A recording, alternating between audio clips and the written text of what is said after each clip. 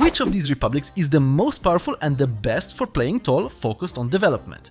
In short, this small Poland, which has just over 6 million population in the year 1500, can earn more than literally all of United China, which has more than 10 times the population. That's probably because of the lack of Taiwan. Never mind, forget about kings. Today I'm carrying out an aggressive takeover, and in just 15 years, turning the crown into the richest republic in the world. I will show you exactly how to do it step by step in this episode. So welcome Imperialist Lucas here. My partner is ENEBA, a great and trusted store for buying games at good prices. Information about the latest promotions and a discount code can be found in the description of this video. For it to work, you just need to use my links. Poland is definitely not a republic but a monarchy with a very good ruler. And it is a country of decidedly traditional values, with a traditional economy that is supported by a well-developed system of serfdom and a very strong aristocracy. That is exactly all those values that a proper republic definitely does not need. Ideally, it is best to have everything exactly the other way around. Of course, in this video I will show you how to change all of this very quickly. However, the beginning of this Polish path will probably also be traditional, and I will use traditional values, because I will be able to collect really high taxes from the peasants. The king simply knows better how to spend their money, of which Poland has quite a lot at the start of the game. First, I focused on expanding Krakow and its surroundings using all available burghers. Naturally, I am constructing those buildings that generate the highest income. But even so, I will be very cautious with their construction. One of the first buildings I am also constructing is the sergeantry, because even though I intend to play for development, wars will dominate the early years of the campaign. Therefore, I will need manpower, which I will allocate to cavalry. And the remaining money I have left, I allocate to expanding the RGOs of the more valuable resources. And it is precisely on RGOs expansion that I will mainly be spending money. My advisors will also be doing things other than what is standard in every campaign, because at this point I will be expelling the population from Lublin and transporting it to Krakow. Alternatively, one could say that I am encouraging them to migrate. Of course, this results from the fact that in the capital I have 100% control, while in Lublin ultimately only 27%, which will allow me to use the population more efficiently. Unfortunately, at the start of the game, Poland has only 2 princesses as heirs to the throne, so I will give them a basic education focused on administrative activities. Maybe I will be lucky and a prince will be born. I distribute research in the standard way, first toward increasing RGOs and then institutions. As rivals, I choose smaller countries, preferably distant ones, so that they do not intervene in my wars. I immediately send spies to Bohemia so that they can prepare a spy network there. Then I break the alliance with the Lithuanians and begin improving relations and building trust with Hungary. I revoke the Novi Fori privilege from the burghers. Yes, I would have forgotten about that later. Besides, it shifts values toward free subjects. In return, however, I will grant them the privilege to organize holiday fairs, because prosperity is currently one of the most important statistics. And then additionally the privilege of treasury rights. That will be enough. Trade is of course something unworthy of the aristocracy, so I fully automate it, and in fact I admire all those people who have the patience to click through this every month. Next, I rejected the shared crown with Hungary. A union over that country is of no use to me, and precisely because I plan to do this, I sent diplomats there to improve relations with Hungary. During events of this type, I will generally choose the options that develop traditional values, because at this moment I will really benefit more from that. Unexpectedly, an heir to the throne was born, and I received a union over Halish. No, and somehow I will have to get rid of it. The territories of this country are poor and sparsely populated, and what is worse, the Orthodox religion is present here. And yes, this is the event I was waiting for. It will give me a claim on one of the Bohemian vassals. Because yes, from the Bohemians I want to take literally all of Silesia. This is due to the fact that there are a lot of valuable and good resources here, such as gold, silver, but more importantly iron. And in Silesia there is a fairly large population, and better yet, already concentrated in locations rather than being as dispersed as in the rest of Polish territory. So now I am entering the stage of preparing for wars with Bohemia, which really are not easy. Additionally, in my most populated locations, where I have lower control, I will now be raising it with the help of an advisor, because it will increase faster now than it would later decrease. This mainly concerns Lublin, Radom and Poznan. However, the war is still far off, because I have to wait until September 1343. Therefore, I convene parliament 2 years before the end of this term. and I care about achieving the highest possible base support. First of all, for 3 years, I increased the number of levies during this parliamentary session by 50%, which is very strong. But since I also received agendas that give me so much percentage support, I use these to change Polish law, mainly by weakening the aristocracy. Thanks to this, I will overthrow that aristocracy more quickly at the appropriate moment. Because for now, the nobility is still very strong and it is still growing stronger. And look at this. After increasing total control in Lublin alone to the maximum level, and thanks to migration and the increase in levies, I already have 21,000 levies at this moment, and there will be even more. Moreover, in Poland, the nobility is a very strong social estate, which affects the combat effectiveness of the levies. Yes, all that remains for me now is to wait for the peace period to end. In the meantime, I built a hospital in Krakow, because one must also prepare for the plague. I added further privileges, mainly for the clergy, increasing values toward communalism. Communalism is an incredibly good and powerful value. It increases estate satisfaction, allows us to revoke privileges more cheaply, but more importantly, it also reduces rebellions. In the year 1342, I was faced with the choice of ideas. I still consider military ideas to be mostly useless. I even have a Polish campaign where I chose them and tested them. Despite all the bonuses to the levy, I do not have that many of them. I think that for Poland focused on development, there is nothing better than choosing administrative ideas. Mainly because I will have reduced proximity costs and increased literacy. Because as a republic, I will care about having a strong technological advantage. And if we are already in the second era, then scientific research has also begun. For me, the most important thing will be to obtain the ability to build cheaper cities as quickly as possible. And more importantly, the Polish manorial system. September 1343 has arrived, so it is time for the first war with Bohemia. Such an army gives me almost equal chances against them. Although the number of Bohemian vassals alone already makes this a difficult war. Fortunately, shortly afterward, I have the Hungarians on my side. I called them into this war using trust points. Poland's advantage in this war is that it has a really good commander, namely our king. I order my vassals to attach to my main army because I will be moving here with one large stack and focusing on destroying the forces of the Silesian vassals. Ideally, we want to have a massive advantage here, the battles to be quick and to suffer minimal losses, because Bohemia usually has a numerical advantage of roughly 2-1 anyway. At times I will also support the Hungarians in battles. However, if the Bohemian army manages to consolidate, then the only option left is to cut off its supply lines. When that army moves to capture your fortresses, you should not interfere with it. It is best to let the fortress fall and allow the enemy to advance deeper into the country. By cutting it off completely from food supplies, as is written exactly here, it is unable to receive food provisions. In the meantime, when it retreats again to that fortress, you can take the rest of Silesia, which once again cuts that army off from supplies. And when those supplies finally run out, the army will begin to die off quickly. And when the size of the Bohemian army had fallen, I attacked it and achieved a great victory, inflicting heavy losses on the Bohemian forces. I repeated this tactic until I had gained a significant amount of war score. My goal is to take over the Silesian vassals, not to conquer territory for myself, but precisely to take over the vassals. When I acquire these duchies as my vassals, you can see that it cost me this much aggressive expansion and war score, whereas if I wanted to conquer this location for myself, in terms of aggressive expansion it is almost twice as expensive, and also somewhat more expensive in terms of war score. So in short, it is almost always better to take over a vassal than to conquer territory directly. Ultimately, I press claims on almost half of the Silesian vassals. Overall, on the richest ones and those that have the most troops, because these will help me in future wars. I gain antagonism mainly with the Silesian duchies. So a coalition will not form anyway because they cannot conduct foreign policy. And immediately after the end of this war, the Black Death spread,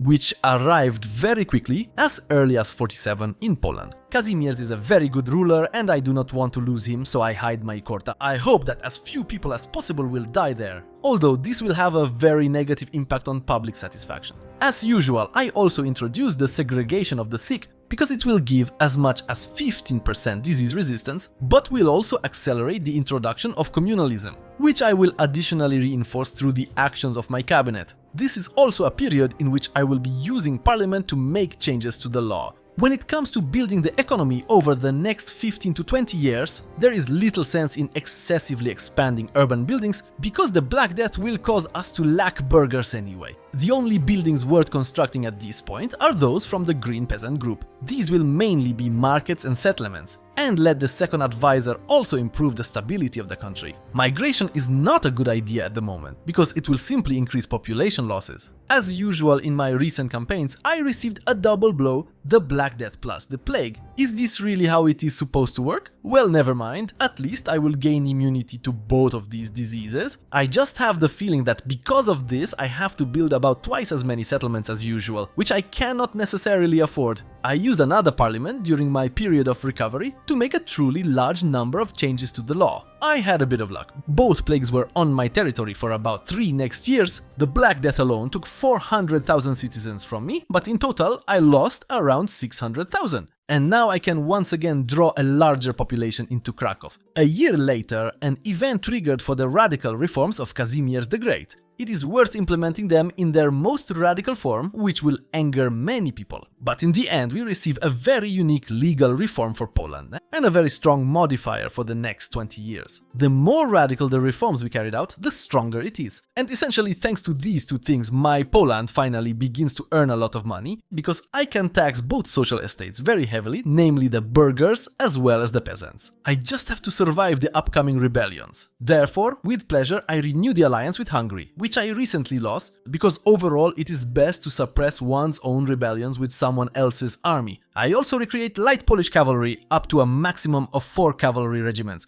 because they will certainly be useful in suppressing this rebellion, although it is not particularly strong anyway. Even so, Hungary joined this war on its own. Oh no, it is I who am supporting Hungary. And what do I need such an ally for? Alright, the nobility rebellion is so easy that I might as well let the automation win this war for me. Next, I move on to constructing the first towns, because I have maximum bonuses from both the event and technology. And more importantly, I managed to lower the prices of raw materials so I can build them quite cheaply. I place new towns where I have high control. With the exception of Wieliczka, this one remains a settlement, because at a later stage of the game, Wieliczka provides quite a lot of money. For now, 5 gold is already a fairly significant value anyway. And overall, it is good that I undertook all these preparations because an opportunity arose to attack Bohemia earlier. They are at war with the Emperor. Time for a little war. The second war with Bohemia I will fight in essentially a very similar way, starting by calling Hungary into the war. Especially since this time I am also fighting against Austria. I order my vassals to attach to the main army, otherwise those small countries would be too easy a target. And because of that, I could even lose this war. Although from what I can see, my vassals do whatever they want anyway. I send my main armies to quickly occupy the Silesian duchies. There are still no fortresses here, and I do not want the AI to build any during this war. Such things sometimes happen. However, during the second war, I am definitely lucky, because the Bohemian armies do not consolidate, and I have the opportunity to break them in smaller battles. Austria itself turned out to be a weak ally for Bohemia, because it left the war very quickly. Of course, not for free. After that, there were still a few easy battles ahead of me. Ultimately, I take over all of Bohemia's Silesian vassals, which this time also unfortunately angers the German duchies as well. Unfortunately, Bohemia still retains a few locations in this region, which I will have to take back in a third war at some point. And for full control of Silesia, I still need to conquer those 2 independent duchies. Unfortunately, I have now also begun to struggle with a certain problem. I simply have too many diplomatic relations. Fortunately, 10 years have passed since the previous war, so I begin annexing the northern Silesian duchies. A year later, during the Polish parliament, I decided to ask it to prepare a casus belli against Świdnica. Yes, once again I will have a conflict with Bohemia, but this time they do not have their levy army replenished. Usually it takes 10 years to restore an army from 0 to 100%. So it is time for war. I hope it will be easy. And it probably will be, because a few months later my opponents had no army at all. Therefore, I allowed my vassals to act independently, while I split my forces and moved to besiege the fortresses. Prague also fell, which allowed me to acquire several imperial regalia that will end up in the museum in Krakow. From Bohemia itself, I take only the locations that I was missing to fully control Silesia, plus war reparations and some money. And basically from that moment on, Bohemia ceases to interest me in any way. The conquest of the remaining territories was already so easy that there is no point in even showing the rest of the war. This time I also remembered to activate better diplomacy in order to gain less antagonism. And honestly, now after almost these 30 years of wars, the time has come for a longer peace. Unfortunately, while I was dealing with Bohemia, a gigantic threat grew in the north from the Teutonic Order, and a truly powerful anti-Polish coalition also began to form. Therefore, a longer period of peace now lies ahead of me, during which I will focus on improving relations with the Silesian duchies, as well as building an economy capable of sustaining a larger army. I begin this process by further expanding Krakow, essentially exactly the same way as before. When I have a surplus of burghers, I start constructing a larger number of income-generating buildings. I still closely monitor the production I generate on a given market. I pay attention to ensuring that prices do not fall too much, because then, by constructing additional buildings, instead of earning more, we would actually earn less. The ideal situation is one in which we produce everything ourselves and have no form of imports on that market. And when I finally run out of burghers here, I may at last make up for it by constructing royal buildings. Yes, I definitely should have built them earlier. Besides providing several useful bonuses, they also increase demand for goods on the market, and in truly significant quantities. Still, at this moment, there is nothing better to expand than RGOs. The construction rule is very simple. I sort by income from a given building and construct one building level at a time so that I do not have to wait long for workers to fill in there. Then those buildings simply start earning money quickly. I also begin constructing additional towns, which are meant to serve population scaling with one town per province. The year is 1365. And at this very moment my Poland has surpassed 100 gold of income. And this is really thanks to the fact that I mainly build RGOs and follow all those rules I talked about either in the meantime or in my guides. But above all, it works precisely because I have deeply entrenched serfdom and a developed traditional economy. When these two values are combined, they yield incredible results in terms of economics and building economic power in the early game. And this is despite the fact that I have to spend a great deal of money on improving relations with my vassals. Moreover, shortly afterward, from the peasantry alone, I am already earning 75 gold. But let us not get ahead of ourselves. Currently, every 5 years during each Sejm, I request a tax increase, which already gives me enormous values. The estates do not like it very much, but my budget does. And thanks to this, I earn for an entire year and even more. And yes, even if estate support drops during that year, thanks to developed decentralization, the support very quickly returns to its previous level. Yet there are still people who write to me saying that I am an idiot because I play around decentralization. Now, when I already have at least one town in every province, I begin constructing granaries. Yes, in every single one of those towns. The point is to gain an additional bonus to population growth from food reserves. Along with annexing further Silesian vassals and gaining access to silver and gold,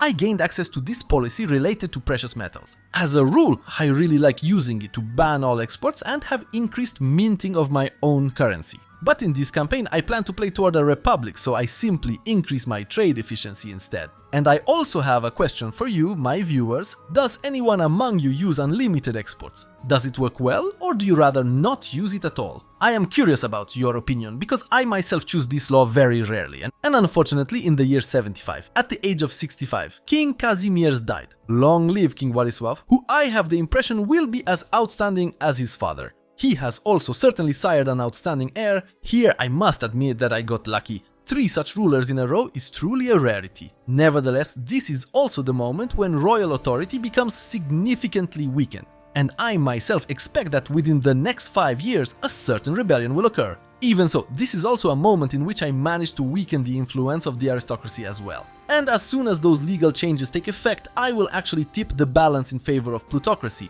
But no, this is not how I will transform into a republic. Because in this, Poland's greatest enemy will help me. Of course, no one will guess who that is. The Poles themselves. And not at all, because there are simply no Germans or Russians. After the death of King Kazimierz, and once the year 1380 has passed, there is a chance for a noble rebellion to break out. Specifically, it is a 2% chance each month, and it is not very pleasant. However, when this information appears here, Poland must be prepared accordingly, depending on which path I intend to follow. And now I will steer Poland onto the path of a republic. And over the next 15 to 20 years, I will reach 100% plutocracy. Because that is roughly the level of this value I need in order to transform into a republic. This is not an easy task because it requires proper preparation. Before the outbreak of the rebellion, I essentially carry out all actions that will maximize the power of the crown. That is, appointing the ruler as an army general, you need to ensure that members of our family are present in the cabinet, or if you do not have any, then place burghers there. Because before the rebellion breaks out, you need to strengthen both the power of the crown and the power of the burghers, so that the plutocracy value reaches 100% at the end. For this purpose, I will also grant privileges that increase their power by 50%. There are only 2 such privileges, and if you already have them, do not add any more. And unfortunately, only after 7 years did the noble rebellion break out, which unfortunately introduces very high unrest in the country and reduces the ruler's legitimacy. However, this is exactly what I was waiting for,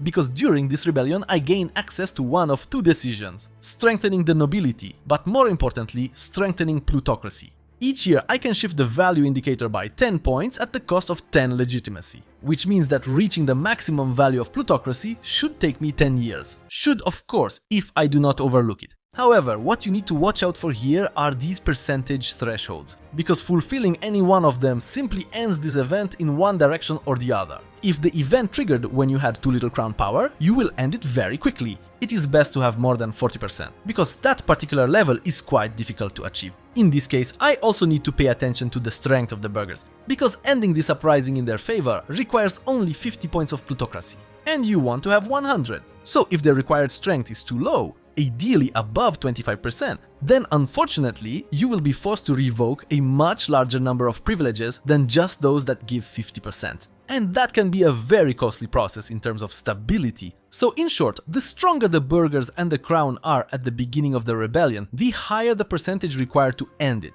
And that allows you to prolong this rebellion for as long as it takes to reach 100% Republican values. Of course, this entire transformation does hurt the budget somewhat, because you have to maintain high stability and high court costs at all times, and at the same time, you can no longer earn such high taxes. I will also use this period of value changes to annex the remaining Silesian vassals, as well as to integrate the last Silesian provinces that somehow suddenly appeared. Unfortunately, from time to time, one of the estates will demand privileges, most often bad ones. At this moment, the best solution is probably to ignore both estates. Otherwise, you may simply grant very unfavorable privileges, or worse, prematurely end the rebellion. During this period, I also implemented all 3 institutions. First, I implement the Renaissance, which increases cultural influence, because this greatly accelerates the process of annexing vassals. Then an additional government reform. Oh right, I do not have banking yet. So for now that is it, because maybe I will manage to introduce it quickly anyway. But if I were to forget, then from banking it is best to go to the left side in order to obtain the Gross Krakowski as quickly as possible. Poland can achieve almost 40% tax efficiency very quickly, which means that my income is effectively increased by 40%. After that, I would switch to the right side and move toward a better method of paper production, the counting house, all the way to increasing literacy by 5%. Unless, of course, you are planning some wars. I am not planning any for the next 20 years. But if you are, then first research armories and better cavalry. In fact, light cavalry alone is sufficient, then basically everything needed for cannons. And also improved levies, especially cavalry first, because that is what you will lose when you switch to a republic. Of course, it could not be done without many rebellions, they really did recur every 2 years. But thanks to the support of foreign troops, I suppressed these noble rebellions very quickly, and in reality they were not very strong anyway. Most of these wars, in any case, I fought on automation. Only the fortresses were problematic to capture, in fact it might even be worth dismantling them. After a few years I surpassed 50 points toward plutocracy, which essentially meant that I was playing with the burger power tab permanently open and checking whether they were approaching that limit. Because unfortunately, as the value of plutocracy increases, so does the power of the burghers. Fortunately, I only had to revoke a privilege once because I was approaching the 25% threshold. And it is also worth keeping some buffer for periods of rebellion, because during those times, the values of the social estates fluctuate heavily. I also kept an advisor who was constantly improving that value so that I could monitor in real time how much I actually had. And I operated like this until reaching 80 points of plutocracy. And honestly, you do not need more than that to end a noble rebellion. so I granted that privilege once again, and the burghers prevailed, which pushed Poland another 20 points toward plutocracy and also granted up to 3 privileges. In this case, I think I had some kind of bug, because I received the same privilege 3 times. Fortunately, this did not mean that I now had 3 identical privileges. In practice, only 1 was added. Never mind, what matters is that I can now transform Poland into a republic. Admittedly, it took me longer than those 8 years, but as I said, I might have overlooked something. Unfortunately, the reform itself is very costly in terms of stability and legitimacy, but it is a cost that probably cannot be avoided. But becoming a republic is really only the first step on the path to building this country's power. Because now the best part lies ahead of me, choosing the most powerful government reform for Poland. And that is the Merchant Republic. Truly, in terms of building an economy and a trading empire, there is probably no better form of government. Basically, the only drawback I will have is slower integration of locations that I conquer. Fortunately, this does not affect vassals. The trade income statistic works practically the same way as the crown does in terms of trade. That is, it increases your share, in percentage terms, of all the trade taking place in your country. Another important statistic is trade maintenance costs. Thanks to this, your merchants will essentially push all monarchies out of all markets, and the remaining markets will be much easier for you to capture, because you have cheaper construction of buildings abroad. Specifically, this refers to the trade office and the overseas trading post. In Poland's case, you are interested in the trade office, for which you will pay far less than 50 gold. I also have a major further reform of Poland ahead of me, so a plutocratic ethos will be useful. However, later on, once I finish reforming Poland, I will most likely take foreign trade offices, because then I will reduce building costs by 70%. For now, I have still kept serfdom, because at this moment it works much better for me. After all, I still have to restore stability in the country, as well as legitimacy, and that will be very costly. I even supported this with cabinet actions. However, more importantly, by changing the system of government, new technologies become available. You retain the old bonuses from the monarchy, provided you researched them earlier. If not, then they are essentially lost. I am researching some additional forms of government and other laws for the country. And as I said, unfortunately I lost the ability to have better knights from the levy. Then I also had civil wars. It had been a long time since the last ones, about half a year. And since the Teutonic Order still exists, a very interesting historical event occurred, where the Teutonic Order challenges Poland by sending 2 unsheathed naked swords, suggesting that the Polish army is so weak that it needs German assistance to guarantee the Teutonic Knights a worthy battle. Of course, we all know how that ended, naturally. I will not forget this insult, and the time for revenge came 2 years later, because the Hussite Wars broke out, as a result of which Bohemia immediately broke its alliance with the Teutonic Order, or maybe it was the other way around. In any case, my young republic had to face a choice at that moment. Should it answer the call to arms of its Bohemian brothers, who suddenly forgot that over the past years I had been taking Silesia away from them? Or should I stand on the side of the Pope as the head of our church? I, however, have a somewhat different solution here, because Paradox has probably still not fixed a certain bug. I can literally stand on the side of both of these countries. By answering the call of the Bohemians, I will receive 20 points of stability as well as prestige. And then I will tell the Pope that I am also standing on his side, which will strengthen the clergy. So I received both bonuses, which significantly improved my situation. Yes, this dragged me into a war with the Pope on the side of Bohemia, but I wanted that anyway, even if the Pope gathers some sort of coalition. Because I know that Bohemia will manage on its own, and in the meantime I will attack the Teutonic Order. Overall, I used this alliance to improve relations with Bohemia. Before the war, I also changed the succession system, in order to keep the Piast dynasty in power for as long as possible. Although this form of succession is not the best, because inheritance passes through the female line. Still, for now, my heir is Prince Kazimierz. Next, I developed a new better casus belli against the Teutonic Order. From the Order, I simply wanted to take all of Gdansk and the rest of my territories that they effectively stole 100 years earlier. I begin the war by fighting battles against the Teutonic Order, because unfortunately the Order has many fortresses that I will have to besiege. And to avoid this taking too long, I will be forced to split my forces, and the more I can split them, the fewer troops the Order has. And right now it seems they have hardly any troops left at all. In the meantime, Władysław has become a fairly good infantry commander. At this point, the Order is defended only by Swedish troops. Therefore, I ultimately split my armies in two. and lacking artillery began besieging each fortress one by one, trying to have the best possible commander in terms of administrative skill. And fortunately, my commanders do have those administrative abilities. After this war, Poland definitely gains access to the sea. Although these may expose me to the threat of a certain coalition, of course the two naked swords made their way to Krakow. Immediately afterwards, I managed to reduce stability to 0, so I can very significantly reduce the cost of raising it, about 0.25 per month. My budget likes that. I am also preparing to move the capital, which is why I am migrating a large population to Pszczyna. This location, apart from its excellent position between several major rivers, is also located in a province that has many very good resources, which will positively affect production efficiency. I will certainly be producing a lot of silver jewelry here. Wood will definitely contribute to the production of weapons as well as furniture. Krakow is also located very close downstream on the Vistula, so I will be able to maintain high control here. In the newly conquered territory, it will be useful to release several vassals. Except for the province with Szczytno, because tribesmen are present there, this social group is useful for only one reason: it provides prosperity through a privilege. Gaining access to the sea is also important for Poland for several reasons.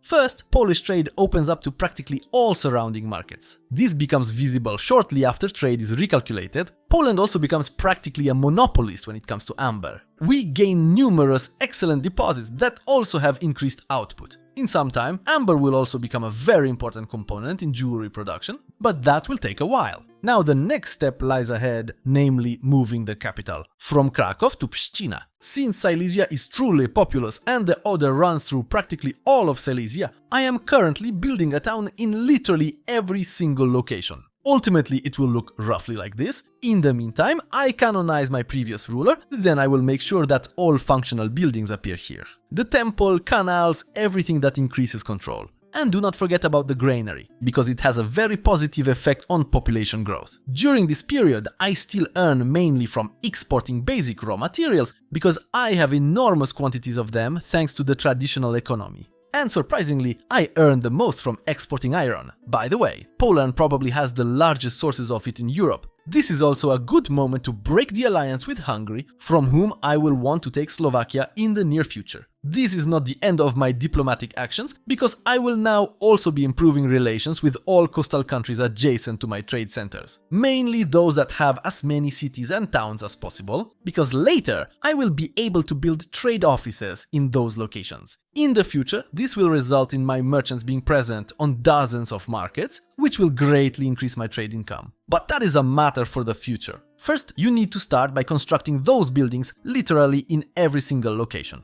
And in the case of a republic, this is the time to change values toward free subjects. Why? Because you will have a truly large number of burghers, mostly thanks to building those trade offices. Most people think that when you build such a building abroad, it increases the power of the burghers of that country. Unfortunately, that is not how it works. It increases the power of the burghers of your own country, and they will increase the pool here. And this will cause a significant increase in the goods that will be needed on your market, especially those that are produced. An additional bonus will be gaining an extra 25% prosperity, which translates into 0.05% population growth. But for me, the most important statistic here will be the rate of social promotion. Because the speed at which you will expand your economy will be truly enormous, and in every location you will literally be short of hundreds of burghers.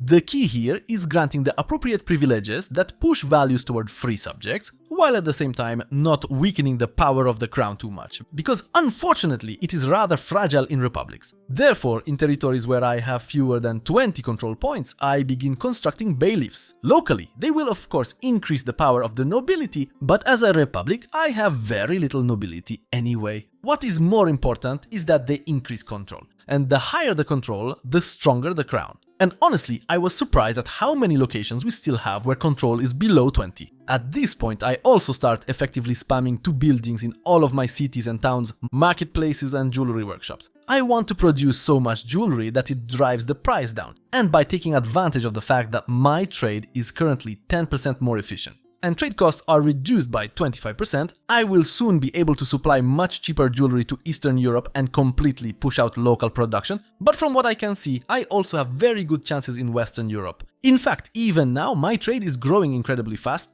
and I am netting almost 120 gold from it. Of course, things could not always be perfect. I had only just improved relations with Denmark, which was enormous and then broke apart into dozens of smaller countries. And now you have to improve relations with 10 other countries. In the year 1430, I declare war on Hungary alone, and surprisingly, Bohemia will defend that country. The funniest part is that against all these forces, 2000 cavalry are enough for me. As usual, at the beginning I use cavalry to sequentially smash the enemy armies as they move onto my fortresses. I attach artillery to the levy troops and use them exclusively for capturing fortresses, and for now I let them gather in the capital. After 2 years of fighting battles and destroying Bohemian and Hungarian levies, I moved to capture the war goal in Hungary. But I also have to admit that my foolish vassals did everything they could to make my war score drop. In this campaign, the options for managing them practically do not work. Unfortunately, the war lasted as long as 6 years. And only after that time did I manage to sign a white peace with Bohemia.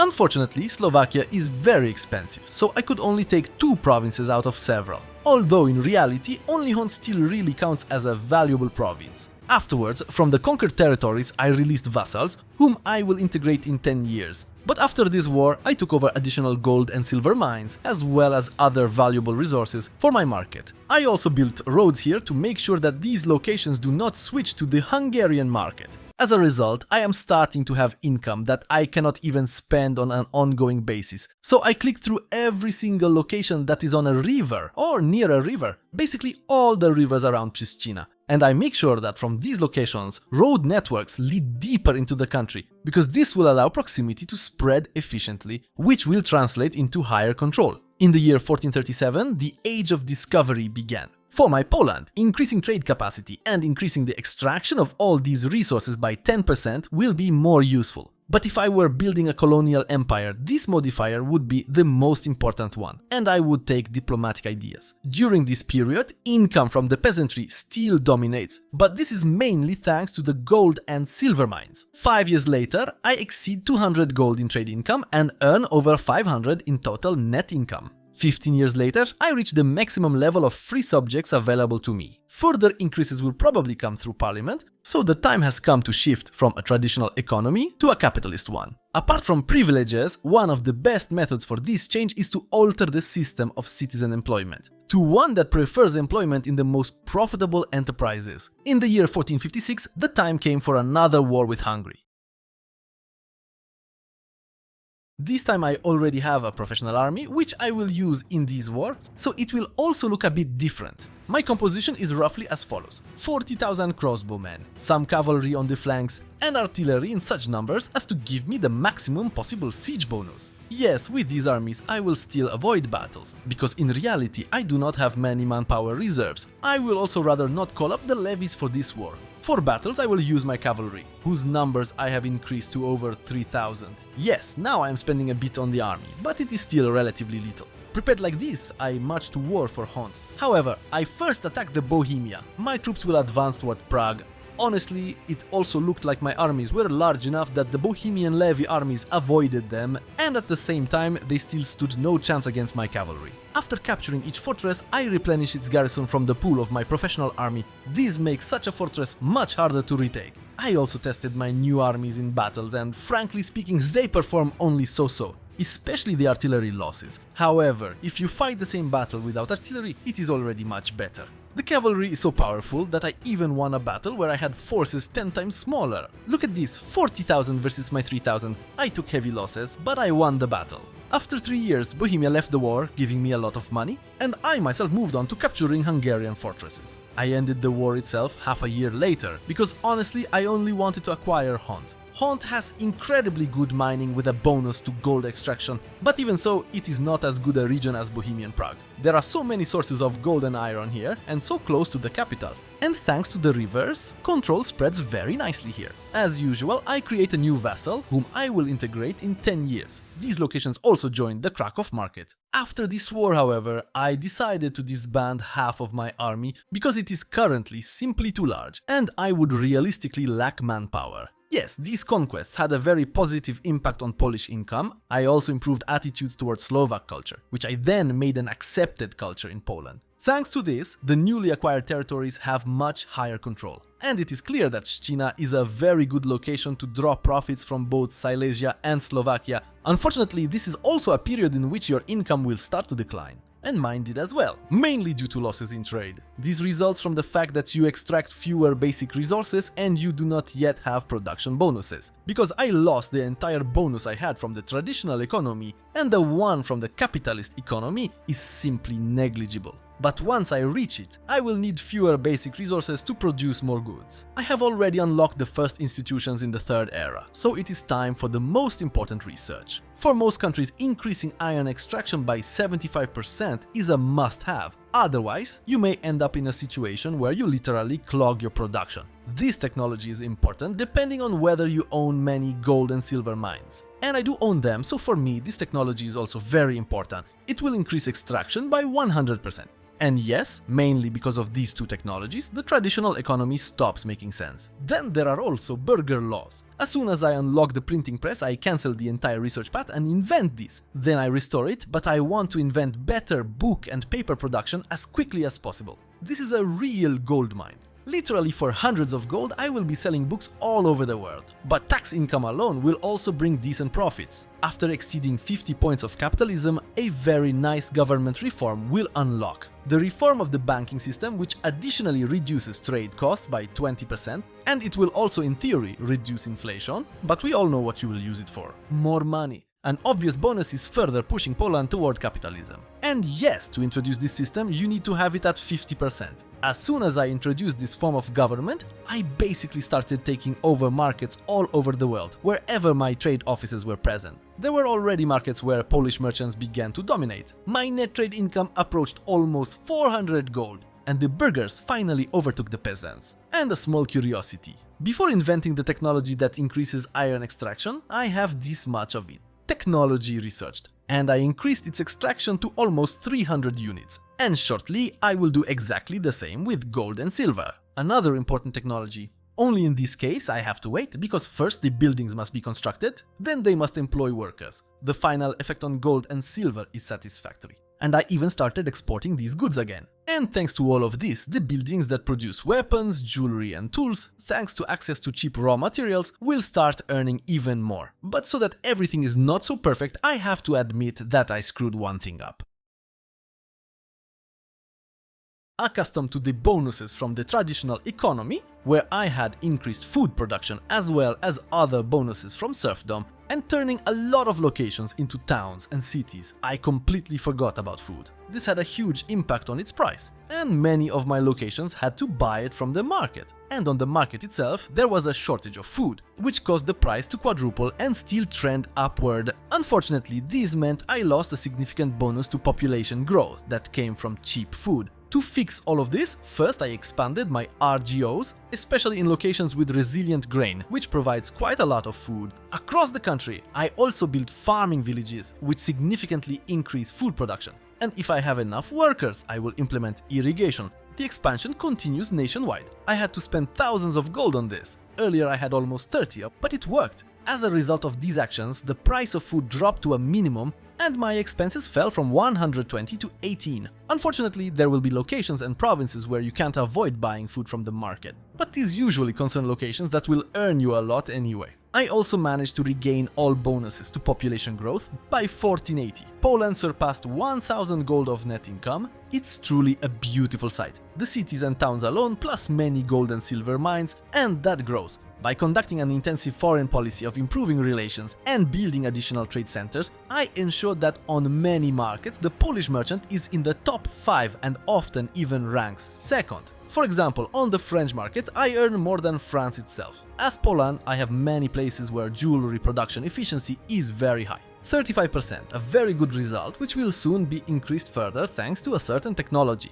And jewelry itself is becoming an increasingly larger part of all trade conducted on the Krakow market, although I still earn the most from iron and gold. Other countries probably don't have the technologies I mentioned. And frankly, I also developed a new building method. Since I strive for the most efficient production, I first build one level of each type of building across the country. Only then does the percentage bonus appear, and only when I see where the percentage is highest do I build the most of that type of building there. This saves a lot of time searching for resources that give production bonuses, because I can already see it on this list. And thanks to achieving almost 40% tax efficiency as Poland, I generate nearly half more gold than I should at this point. Really, the Republic of Poland is very strong. I also managed to ensure that on my market there are essentially no imported processed goods. I produce everything myself. I introduce raw materials needed for production, or those that simply don't exist in Europe. I also have very high population growth because a large part of my locations have this growth. And in the villages it even sometimes reaches 0.67.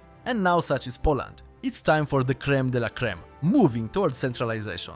This also perfectly coincided with the moment I could start building second-level paper mills and book production. By 1492, I finally became a great power, unfortunately so late, because throughout the game I didn't have a large number of vassals. And yes, at the same time I immediately took over 3 hegemons, all the ones truly worth taking. So now, as an economic hegemon, I force smaller countries to give me 50% of their trade capacity as well as trade power. By 1500 I also improved Poland's borders, which now look so beautiful, exceeding 5,500 base taxation and having 2,500 net profit. And let's not forget Nicolaus Copernicus as great consul. I really don't know what to do with all this gold. Literally amongst the largest countries in Europe, there isn't a single one that comes close to my wealth. And best of all, even United China isn't as rich. Truly, Poland under the Merchant Republic has no equal. Of course, a great part of this is due to Poland's location, perfectly in the middle between West and East. From the start of the game, it benefits from being a transport buffer for various resources. And of course, Poland itself has many valuable resources and a lot of gold and silver close by.